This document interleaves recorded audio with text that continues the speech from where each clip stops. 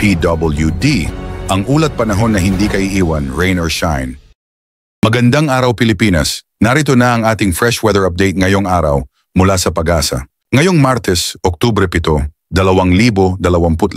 Patuloy na nakakaapekto ang northeasterly wind flow sa silangang bahagi ng northern at central Luzon habang ang Intertropical Convergence Zone o ITCZ ay nagpapalakas ng ulan sa Palawan, Visayas at Mindanao. Samantala, binabantayan pa rin ang isang bagyong nasa labas pa ng Philippine Area of Responsibility. Ito ang Typhoon Halong na huling namataan sa layong 1,875 kilometro silangan-silangan ng extreme northern Luzon. Taglay nito ang lakas ng hangin na umaabot sa 130 kilometro bawat oras malapit sa gitna at bugso na hanggang 160 kilometro bawat oras. Kumikilos ito pa kanluran-hilagang kanluran sa bilis na 15 kilometro bawat oras. Wala pa itong direktang epekto sa bansa pero patuloy natin itong babantayan para sa anumang posibleng pagbabago sa direksyon. Ngayong araw, asahan ang maulap na kalangitan na may mga pag-ulan sa Bicol Region at Quezon dahil sa northeasterly wind flow.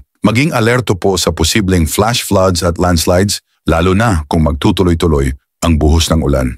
Sa malaking bahagi naman ng Mindanao, Eastern Visayas, Central Visayas, Negros Island Region at Palawan. Asahan ang maulap na papawirin na may kalat-kalat na pag-ulan at pagkidlat-pagkulog dala ng ETCZ. Muli, paalala ng Pag-asa na maging handa sa posibleng pagbaha at pagguho ng lupa lalo na sa mga mabababang lugar.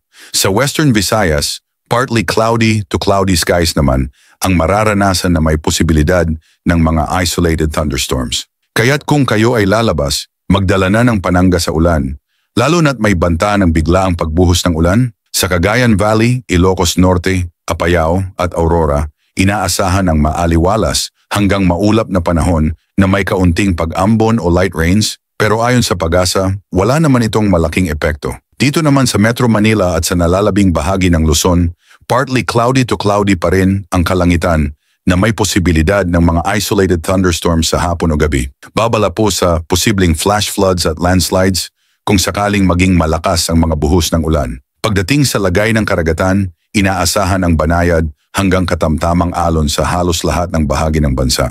Sa northern at eastern seaboards ng Luzon, may kaunting pag-alon na abot sa 1.8 metro.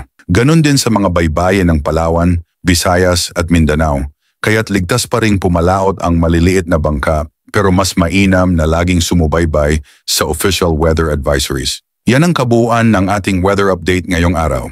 Para sa karagdagang impormasyon at mga babala, manatiling nakatutok sa Pag-asa at sa mga lehitimong news sources. Laging tandaan, umuulan man o umaaraw, dapat laging handa. Pasuyo ng like at subscribe bilang suporta sa ating channel, PWD. Ang ulat panahon na hindi kaiiwan, rain or shine. Ingat Pilipinas!